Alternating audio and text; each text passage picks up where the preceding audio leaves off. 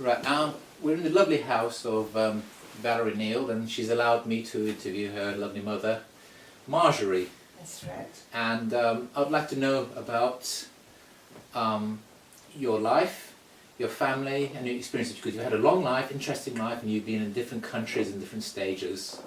So, I'm always touched when people think I've led such an interesting life. It doesn't seem to me terribly interesting.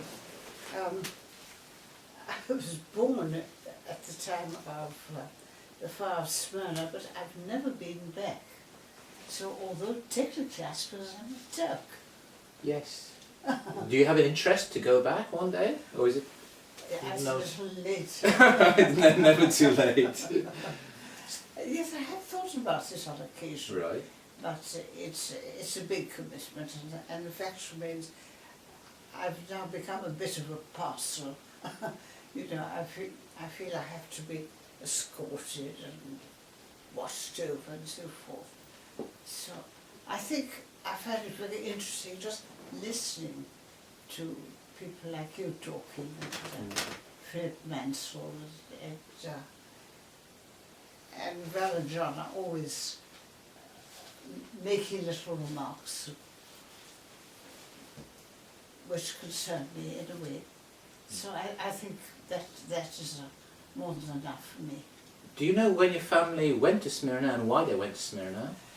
Well, my father was in the British, he was in the consular service. So he was vice consul at Izmir, actually, at the time of the fire. And Val and John will tell you all about it.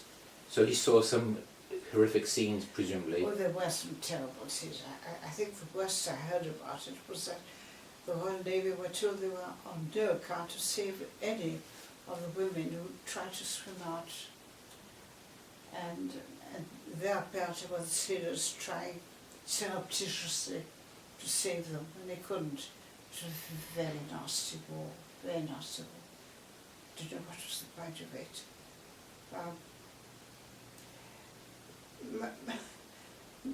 My mother was so used to the way of life. She was born there too, wasn't she, Mother? She was also born in Yes, she was Smyrna. also born there, yes. Right. And her father. Yes. So your mother's side were in Smyrna a lot longer than your father's side, obviously. Oh, my father had nothing to do with it. Right. Okay. His only connection was he was married to my mother. Okay. And that he wasn't got it sound. And I believe he wrote a very interesting dispatch on the fire of Smyrna, Okay. which is available. So your mother's side of the family, do you know much about them, and what was her name as well? Well, Val will tell you all about that. Okay. All about this. I'm glad to say that there's a French background. All that I know is that she was brought up very strictly. I suppose it was my grandfather lived in a large house. In those days, each child had a floor, and Grand living. Sort of. very grand living, yes. And there were Servants and nannies and oh stuff. heavens, yes. She had a governess, Mummy, didn't she? Yes, she was actually Wow. brought up. Who was English.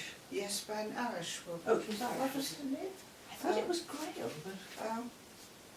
We have got the name somewhere, I think, yes. So it was a very Anglo-Saxon upbringing, even though your mother was not from an English background. I think it was my grandfather, they were very pro-British. And Charles, who was killed in World War I, was sent to England. And I think he was learning to become a chartered accountant. Yes, here in So they Highgate. spoke It was here in Highgate, apparently, he had lodgings. Oh, I see. Isn't that amazing? Oh, small world, eh? Yeah. Very small world.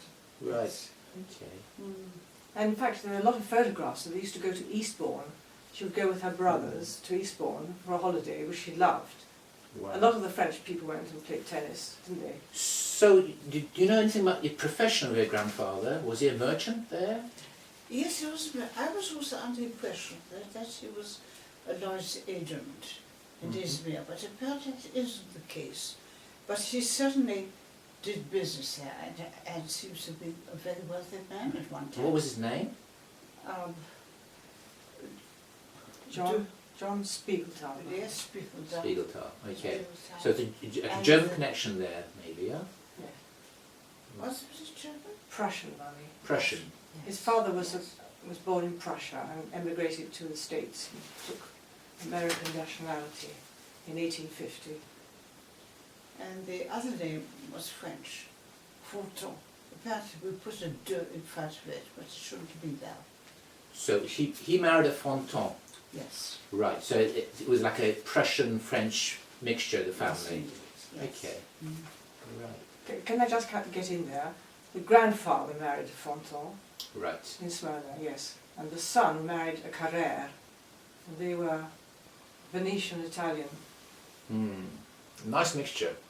Very good. Yeah, all of Europe there. So you left Smyrna with the fire, Yes. before or after the fire? No, it was during the fire. My father, of course, would have been busy looking after the British contingent in Izmir Protecting them. officially. Yeah. So he couldn't really look after her. But the naval people sent a contingent of about 10 or 12 ratings. And my mother, together with the cook, Nicola, who was an Albanian, and my brother, who was 2 years younger and just born, and myself. And apparently she threw a whole lot of things in a sheet, and we sped through flaming Izmir. So I hear, So it was like life and death, really, wasn't it? well, yes, it was lucky. Yeah. So literally, And any people hanging from lampposts and Oh, oh, there have been lynchings and stuff going on, huh? I think it must have been extremely nasty. Hangings or anything else. Mm. So she, together with your mother, you went on board a British ship to escape, protected by sailors? Yes, I think it was. This must have been a British ship. A warship. Well, you I tell us the sequel. don't really know, but I think it was just one of the ships that was sent in to pick the British up, Right. which okay. was right at the beginning before things got really, Well, really possibly the main in that case, the hospital ship, possibly. Yes. But the military And- ships also took and they took people. them to Valletta in Yeah. Malta. Yes, probably the main in that case. That was the main hospital ship. That. I gather it's quite a small ship, actually. Oh. Okay. Wasn't that the one when she was in Valletta, she got onto a Russian oligarch's Yes. yacht? Yes. Oh, it's almost like a And it temporary started, thing. Isn't and it? it got very badly hit in a storm just off, which had come from Libya, from Tripoli, the storm. Right. Broke the main mast and all the engines failed and it started taking in water. And they all thought that they were going to be Another drowned. drama there. There was a terrible drama, and Mummy's father was absolutely beside himself because he had no news of his wife and children for about 2 days, and was very, very upset. But anyway, I gather there was a Scottish engineer on board who eventually got the engines going, and they went to Marseille after that. So this ship was left Malta. So I got I think confused. it's, they were rescued by the Royal Navy in Smyrna, Right. who took them to Malta. Yes. That's all I can. That's the only thing I've been able to work out. Okay. And then somehow she got onto this rickety old yacht. Actually, it wasn't rickety. It had belonged to a very wealthy Russian and it had been scuppered during the revolution because they were. And then they pulled it up out again and made it seaworthy. And it got caught in this very bad storm. Oh, But anyway, they survived. another And adventure again. this was a time when my father didn't improve his chances of promotion because he sent a telegram and accusing Lloyd George of the massacre and disaster, Oh, no. and that he'd be coming to murder him or Shoot him. something disagreeable. And your father's name was? A hole, H-O-L-E. Okay, Yes. right. Edward Hole. And he was from England? London, yes, born in London. Okay, Yes. Londoner. True Right. British, yes. And do you know how he became to the diplomatic service? Was it a family Well, tradition? He won a scholarship actually. He was at Pembroke College and entered, in order to enter the Foreign Office, you have to complete certain exams. Right. And he was a linguist actually, he was a remarkable linguist. He told me once something like 11 or 12 languages, but certainly the essentials. He spoke Arabic, that was extraordinary, and Persian, So and Turkish. he taught himself all these languages? No, Mum, he learned that, he was sent by the consular service, I think, Yes. to Pembroke College to do a 2-year, It's, that's what they it's did. still remarkable, isn't it? Yes, he I mean, had to learn he had to learn Persian, Arabic. oh, in those days you had to learn. Yes. It's not like today. No. Right. It Okay. was central, yes. Okay. And of course he tried to learn Turkish. I know he found it a very difficult language and not easy to get on with the Turks. He had to meet them at regular intervals. Right. Yes. And of course the script as well was difficult. It was a different Yes. script Well, as well. presumably it Yes. was in the old script, was it? Yes. Yeah, of course it's Ottoman script until 1928, I think. Yeah. So. I believe now that the Levant service has been absorbed into the general service. I think that's gone on a Yes. long time ago. A Yes. long time ago, Yeah. yes. But in those days it was very specialised. A lot of archaeologists, I suppose rather very scholarly people who belong. So it was a top tier of diplomacy in a way. Yes, it was. Yes, it was. Creme de la creme. Supposed to be the creme de la creme. Yes, they used to call it the cracked, the cracked Levant service or something. Oh right. Again, times have changed, Well, I think it was very difficult to get into because you had to learn these languages. So what was the attraction? Was it the money, the adventure, or just intellectual stimulation, you think? There's hard work to I get would there. think everything, wouldn't you, Mum? First of all, the wish to travel. The wish, like you, the wish to open his mind. Mhm. He would have found Little England a bit boring. Right. And And also, sorry to interrupt, he was a classicist. He was loved, classicist. he was very good with Greek and Latin. Yes. Okay. I mean, Right. he read, Yes. he read So he's an Latin intellectual. verse. He read Latin verse until his death. I mean, he used to enjoy reading Wow. it still. Yes. And I think he just was in love with the idea of going. To So the- he must have enjoyed it, but it must have broken his heart to see what Smyrna became in a very short space of time. Because he was there quite a few years before, wasn't he? He The went fire. back during the war, actually, World War II. Oh right. There was an awful lot of intelligence going on at the same time. We're on the islands. A lot of what, sorry? Intelligence. Oh, yes. Noel Rees was very much in charge of that. Right. And Hathcote Smith. But of course, He had to bribe people to get bases and stuff. yes, yes. He always claimed that he was a licensed pirate during the period, and he thoroughly enjoyed it. Yes. Yeah. With But again, it was a intelligence. nasty war Because his brother-in-law was Hathcote Yeah. Smith, who was very heavily involved in intelligence. Oh, look, there they are, Okay. yes. All right. So going back to. There's Okay. 2 books. Oh, okay. So he'd written 2 books. I had no Yes. idea. There's a really good article on music in Syria Harvest. Right. On I suppose it's quite topical today and almost tragicomic. What has Syria become as well? Very sad. To read that. Very sad to Yeah. learn what is And he was always interested in the Yes. Al-Andalus as well. Yes, spoke Spanish. The one on Syria. He spoke so many languages. Yes, he It's did. unreal. Well, the classic, well, it was the basic classical Greek Right. and Latin. And French, Mum. And, well, French, yes, naturally, everybody spoke French. Right. And German, he went to Heidelberg for a while, didn't like it very much. But he learned German there, didn't he?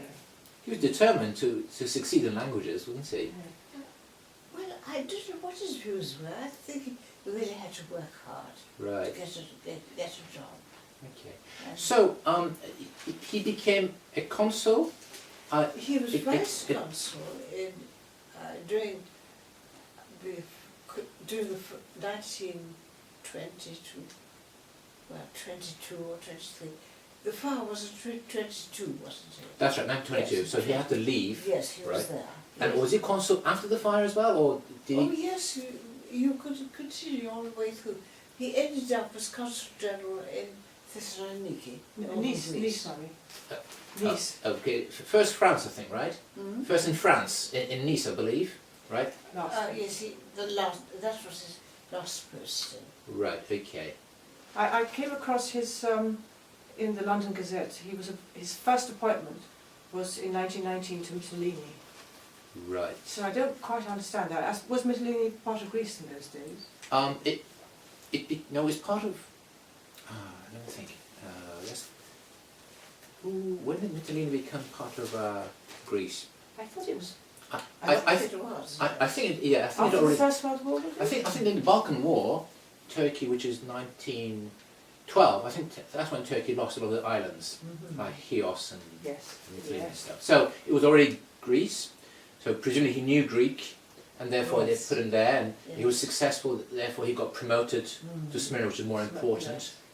And after that he became He consul. went to several places. He went to Corfu, Mhm. Thessaloniki as a very young man, Right. Athens. Athens, yes, Israel, Damascus. during World War II, Damascus for 6 years, and he was very pro-Arab. And he spoke fluent Arabic as well. Yes, but Arabic. And did you basically, as a child, go along to all these different, Well, yes, Places? yes, we did it. so your education must have been partly in Greece, partly in Syria, and you know.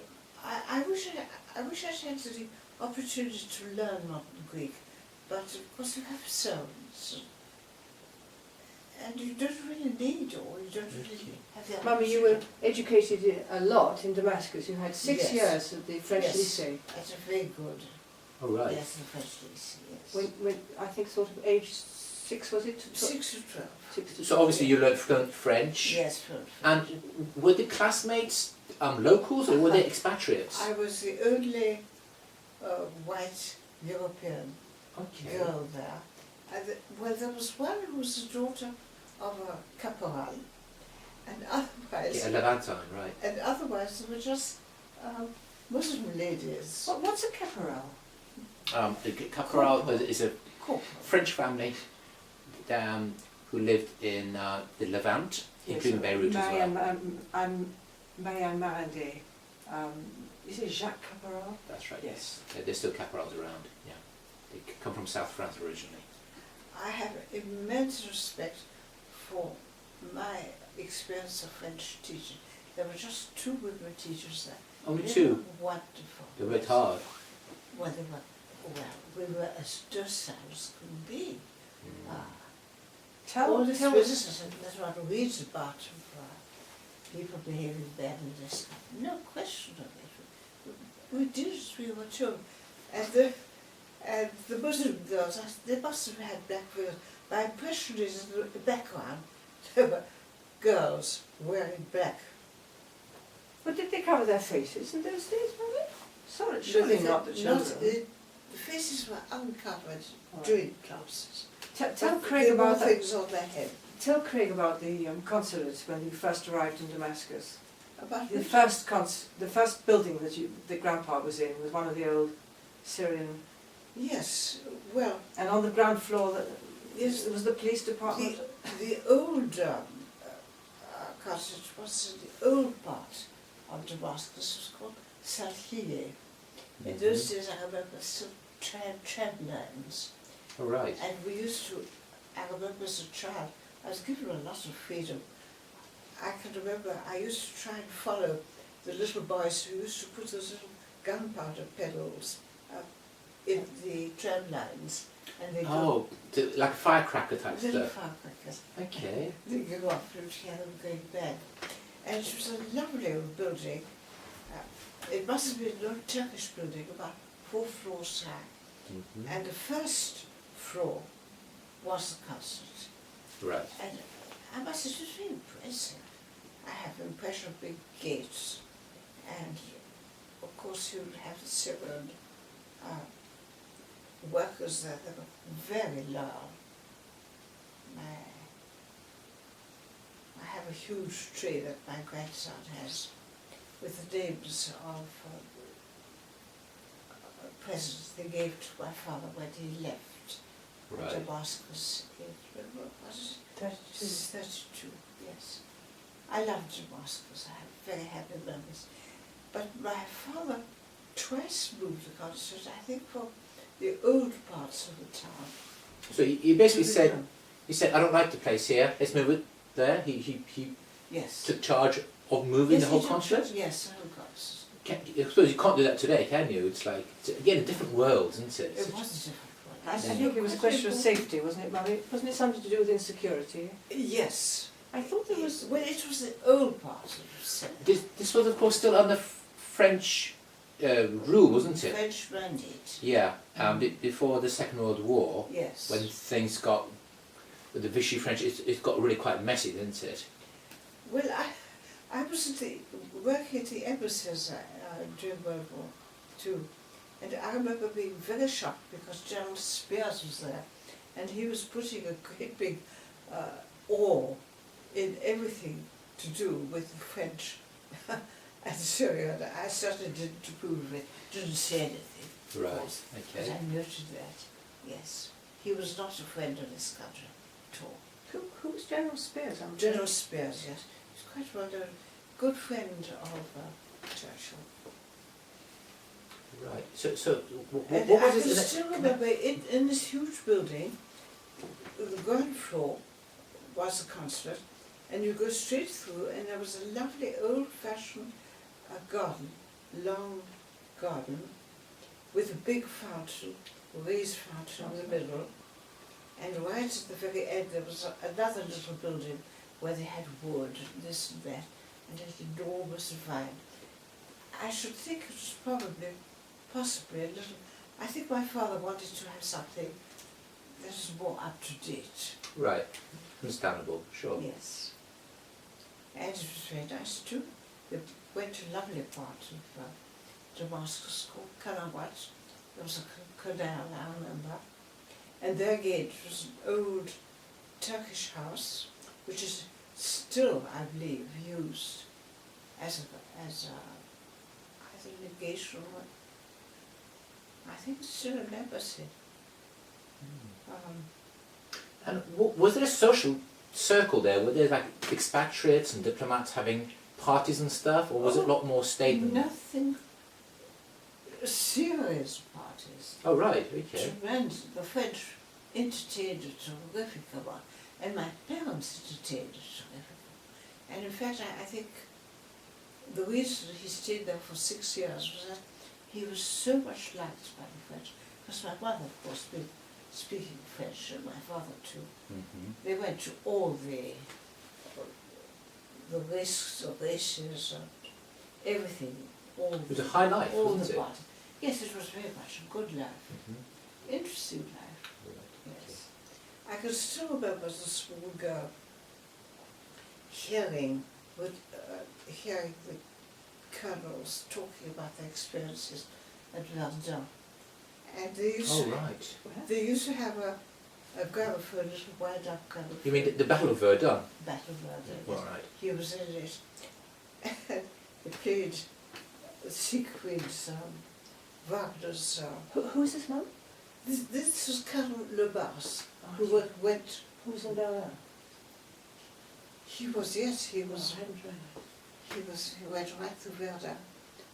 One of those who managed to escape a terrible war, and it was talked about. And we had this music in the background, Wagner's music, and I was. How ironic is that? You listen to Wagner's music and surrounded Wagner's by music, French diplomats and the and French generals. diplomats discussing Yeah. the fighting in Verdun. This Yes. It yeah. was a very close friendship. And weren't Granny's brothers at Verdun? Is it Charles? Charles? No, I think there went a son actually. Oh, I always thought that they were to Yes. do with Verdun, Mummy. They were. Granny had a book on it. Whatever. Well, Colonel Butts was settled Verdun, and the brothers were up in the north, as I understand it. Like a son. So, after Syria, what came next? After Syria, I think my parents were to Athens. Athens. Right. Okay. Stayed in Luxembourg one time. So he was. Your father was the consul general in Athens. No, just consul. Just consul. Yes, Okay. just consul in Athens. There was a bit of delegation there at the time. I'm trying to think what happened after that. He went to Thessaloniki, Mum. Oh, yes, it went. When the Yes, Germans in 38, yes. So this was just before the Second World War. So did you feel war was in the air, or was it all quite peaceful in Greece at the time? It was very peaceful, very agreeable life for a young woman. So how old were you when you went to Salonika at the time? I was about 18. So you'd I finished, just left school. just finished school, okay. Yes, So yes. did you start, shall we say, working for your father? Was that the arrangement? Well, yes, I'd had one of these little secretarial, how should I say, courses, which were highly fashionable in those days. Right. Shorthand and stuff, huh? Yes, I had excellent shorthand, which was very useful to me later on in life. And I was used, actually, my father used me as a secretary for Okay. several years. And that suited you as well? Well, he never made me an allowance, and the only way I could have any money was by earning it. Okay, right. Okay. I seem to remember, I think I was paid £10 a month, which was an awful lot in those days. So you're happy? Oh, very happy, yes, very good, yes. A good life. So There was a wonderful naval, there was a wonderful club run by the Greeks. What was it called? Nauticos Arelos. Right on the seafront, with boats. It was all Greek. I was the only English girl now. Right. And, Didn't you join the rowing? yeah, The ladies' rowing team? I can't Yes. believe Oh, you're it. quite athletic. Mum, Right. Yes. Okay. Yes. I was the lightest person, but I was right at the back. Loved it. So like the And cock, we had a was it race. coxswain it's called? Or, Yes, yeah. we had a cox. Okay. And we had races in So it was again a very sweet life. oh, it was a good life. Yes. Okay. Yes. So was Salonika quite multicultural at the time? Was there different communities, a bit like in Damascus, or was it quite different? It wasn't, well, you didn't have the French element. You had much more the modern Greeks. My parents, of course, both speaking Greek, not Greek. There wasn't a very large British contingent there. I'm not aware of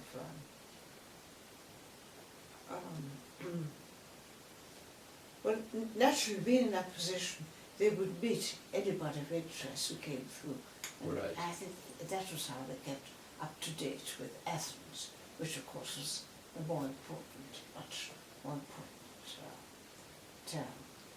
I remember at the time there was Sicily Waterloo. You may have heard of it. Oh yes, Waterloo Pub Company. Yes. Isn't that Sicily Waterloo? Waterloo was the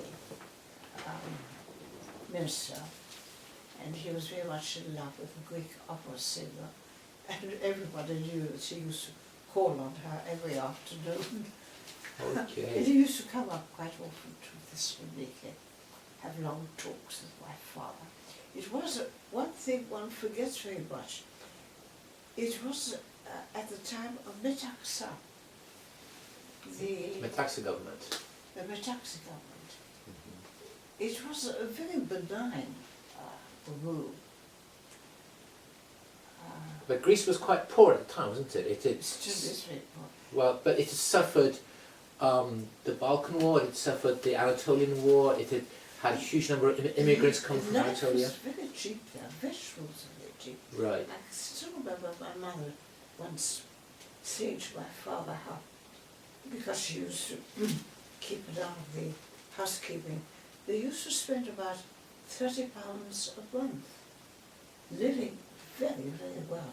They had a very beautiful house right on the shore. Okay. Yes, very pleasant. Have you been to Salonika since to have a look at these places? Do I have? Okay. I think Jordan stayed for a very short time. But of course, then the war started brewing up. Well, and before that, there was this very sad war between Greece and Albania. Oh, right. And of course, Rather, Greeks rather were Italians the Italians. meddling in, shall we That's say. right, yes. Right. And then Greeks actually pushed the Italians back into The Albania. Greeks fought against the Italians, a very, very strong feeling against it. And I can remember my mother and I, we used to knit these huge socks of very thick wool. Not because For the soldiers? the British army, the Greek army, very badly equipped. And they were very grateful for everything that was given to them. And well, naturally, the British were very much in favour for supporting the Greeks. And then after that, there were all sorts of strange visits. And we were told we were on no account to change our way of life. We were to continue having parties and inviting people and going out. Like a sense of normality that had to be Yes, maintained. yes. For morale, you could say? For good morale, because the story went that the British would defend the Greeks, and there was the Olympus line. But in point of fact, I remember my mother telling me she had been to a lunch at the legation and sat beside General Weaver, who was not at all happy because his contingent of New Zealanders was greatly diminished to go up to the Olympus line because they knew it was impossible to defend. There were not enough soldiers to defend. And we left a few hours before the Germans came. And So the whole thing developed really quickly when the Germans yes, attacked. very, very quickly, yes.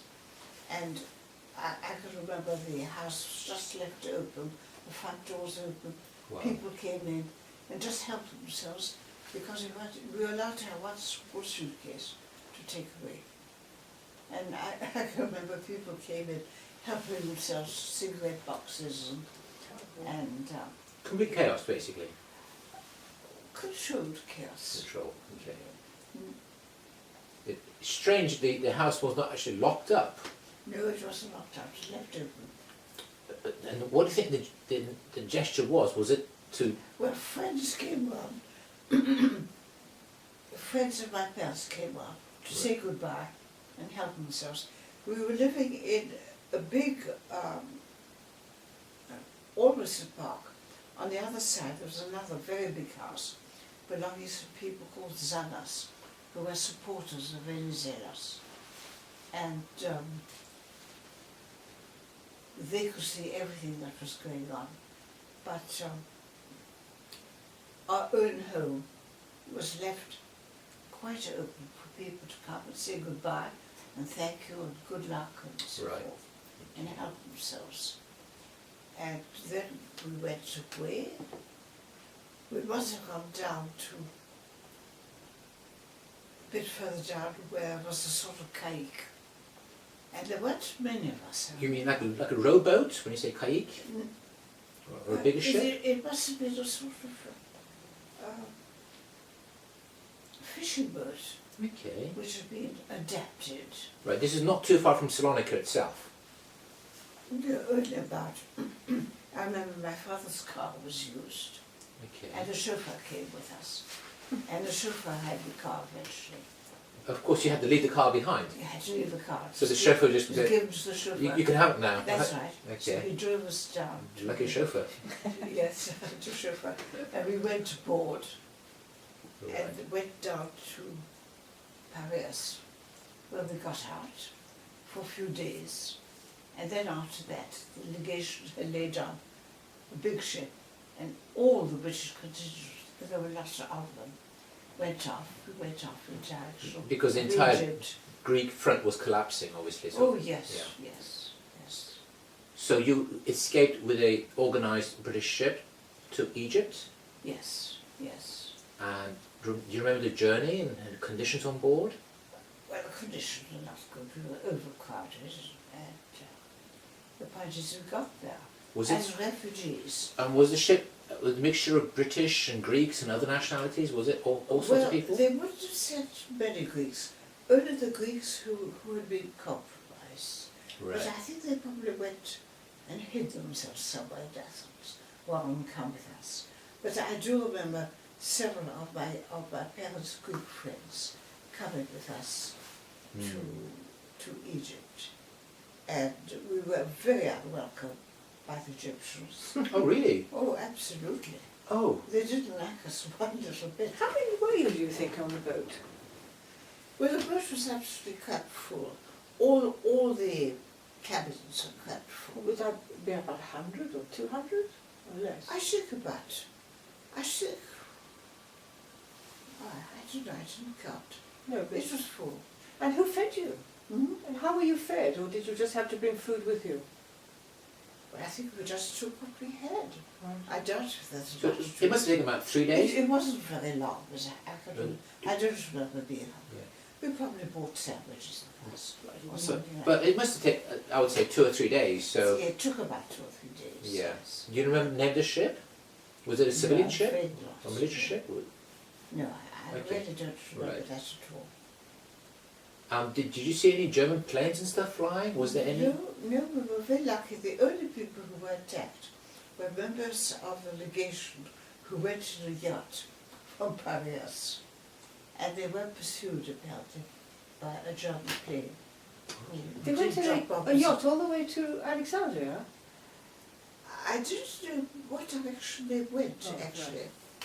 So the delegation yacht was bombed but was not destroyed, right? Not Because they were lucky. Right. They were the only people who were pursued by the Germans. The Germans didn't pursue us at all. I didn't see any planes or anything. Well, maybe at all. they knew you were civilians and, Yes. you know, Yes. maybe they had intelligence, shall we say. Oh, of course they did. Yes, Right. Yes. So you arrived in Alexandria and straight away you felt that the locals were not welcoming. Oh, well, we knew. Well, my Uncle Clifford was Consul General there. And he Right. came to meet us. And the port was full of ships. And the Egyptians did not like us. And the British didn't like us. Because we were refugees, you see. Oh, We were a damn nuisance. even the local We had British were not welcoming.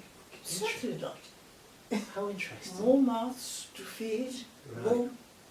more people to cause trouble. So good job you had your Uncle Clifford there to greet you.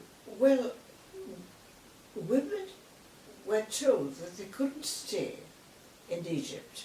They had to be sent either to India or to South Africa, unless they had a job. Now, this is where I was so lucky. I was trained at St. James College Of course. for 9 months, a very strict course. And I had my diplomas and everything. So this is St. So I James got College a in job. London, right? You were Yes, trained? St. James, Okay, at the back of Buckingham Palace. right. I remember going there for about 6 or 7 months. I wasn't happy to be trained there, but that is very useful little accomplishment. So you continued working as a secretary for your father? No, Nope. no. When I got to Egypt, my parents went down to South Africa. By that time, I wasn't married then. I was just engaged. We were married in Cairo, and I got a job straight away. So you married a British man? I married, yes, an Englishman. Eng- Englishman, born in England, but who had lived in Athens for years and years. A lovely house in Kifisa. Right. And what was his profession? Well, he was just a student. He went to Trinity College just 1 year, and then came back to Greece. Actually, my father found a job for him at the British consulate in Thessaloniki. Okay. So that's how we met.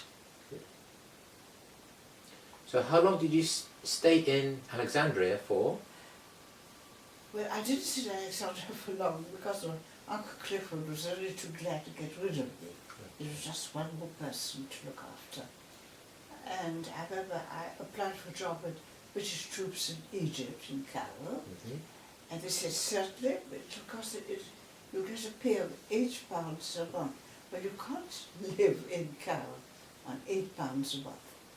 So I went to the embassy, and I was really lucky. I was taken on by the first secretary, whom you may have heard of, Robin Hankey.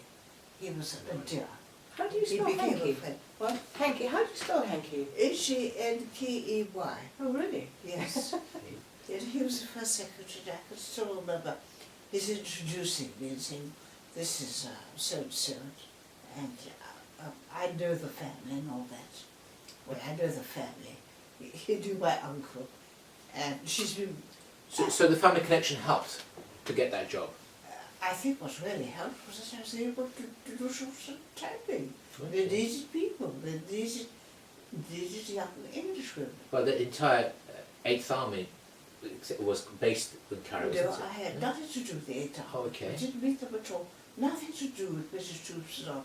It was strictly foreign service. All British. Right. So had Dad joined the army by then? Yes, he joined it. He got joined into the army. Yes. light artillery, isn't it? Yes, he was a Royal Artillery. Field So, artillery. so Field artillery. at the time, the British were fighting Rommel's troops, weren't Yes, they? they were. So in They Libya. were to and fro the whole time. Right. And was he involved in the battles like El Alamein and stuff? No, he was involved where he was wounded. I don't think it was Sidi Rezek. Anyway, it was one of the smaller In Libya, right? encounters, Okay. yes. So he got And wounded and... He was wounded, Right. and after that he was transferred into intelligence. And because he spoke Greek, he was afterwards sent back to Athens, where he was very useful in this terrible war.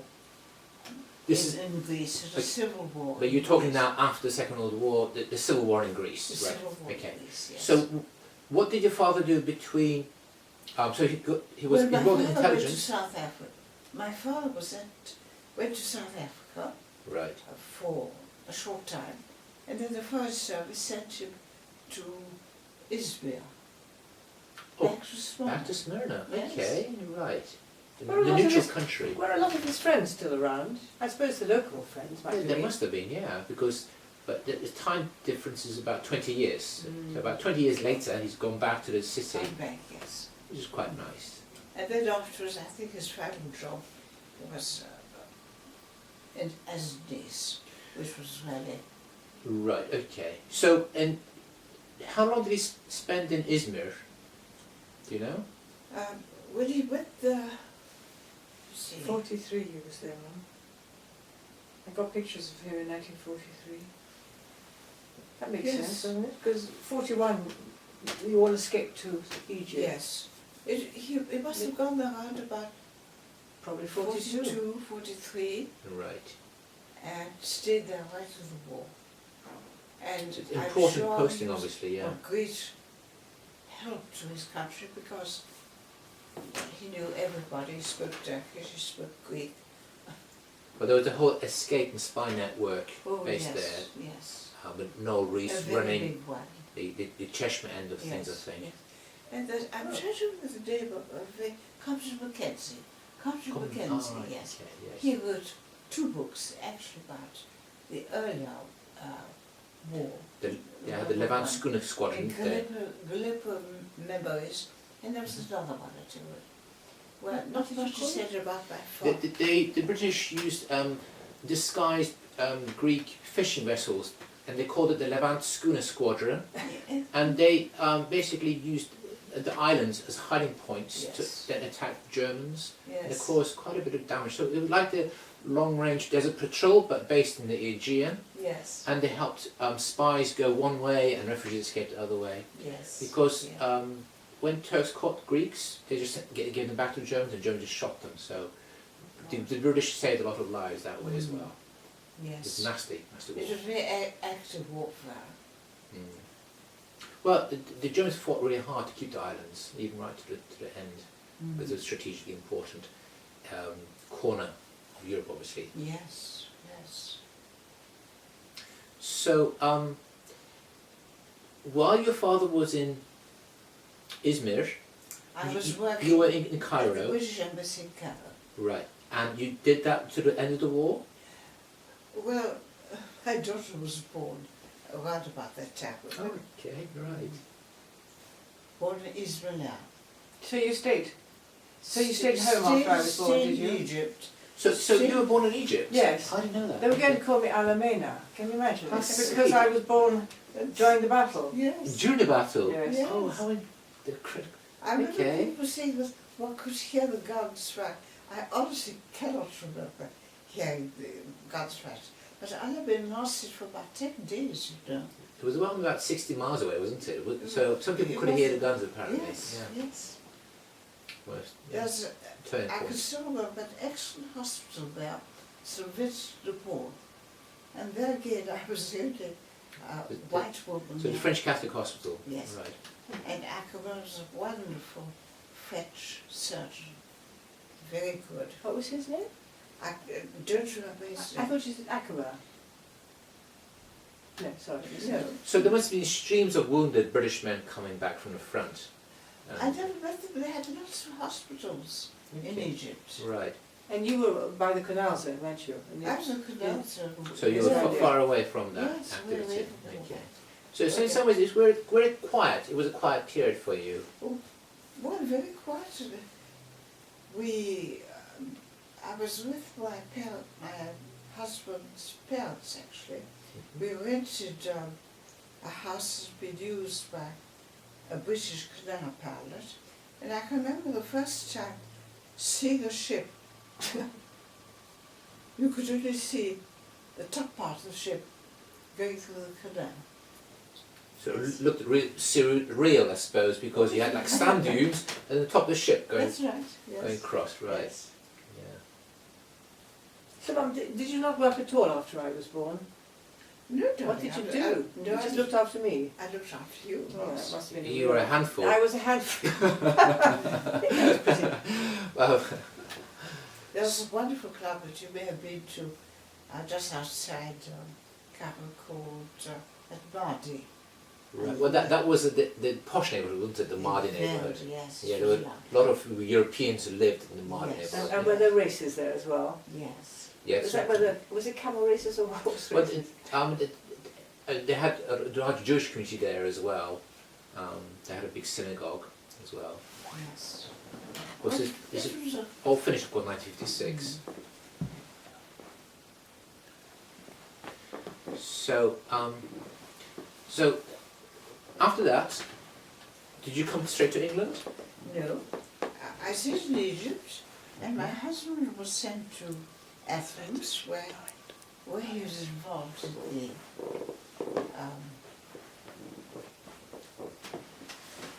in the awful enmity between the Greeks. And actually he was mentioned in dispatches because he was one of those who discovered some gruesome cadavers. You mean victims of a massacre during the Greek Victims of- yes. Civil War? It was Right. very, very bitter, very bitter. And I went out later, I managed to get a job with a thing called UNRWA, United Nations Relief and Work Agency for Displaced Persons. So There are plenty of those after once the war. again, yeah. I managed to get another secretary job. Again, your Back qualifications. in Athens. Right. See that. Do tell Craig, because I'd love to hear the story again, about Farouk and how you worked. Was it Shown, the guy, the first secretary at the embassy? Oh yes. And you actually typed the letter, the Yes. ultimatum. Tell me about that. Yes, I happened to be on duty. I think it must have been before, in the 40s, while I was working at the embassy. I was on duty.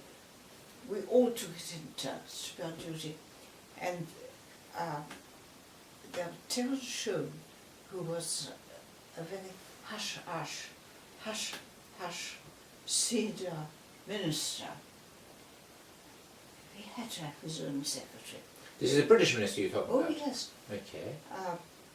he dictated to me this letter threatening the King Farouk that the palace would be surrounded if he didn't carry out certain... So it showed the British were still, you know, had the thumbs on the absolutely. system. Huh? Oh, So King very Farouk much. was a bit of a puppet in a way. Oh, absolutely, yes. Yes. What were they going to do? The British, they were going to surround the They palace. were surround the palace. And then what? Well, goodness knows what. So what did he have to do? He had to leave. Was that the idea, or Well, what did he have to do? I think Farouk had to do was he was told. Right. Whatever Wow. that was, I'm not quite sure what it was. But So you were privy to all this diplomatic oh yes, what what I have backroom manoeuvres and It's stuff. what I found quite interesting. When one got the files, they always had, in the front of the file, they had a long A4 size page where everybody who had written anything could put in a date and make a little remark, a little note. It's very interesting reading the notes. And it also included my dear Uncle Clifford, who had been for many, many years in Alexandria, and there was quite a lot of jealousy between the two. Did Uncle Clifford leave any memoirs behind? No, he didn't. Right. No, he didn't. He was quite a character. He looked like a pirate.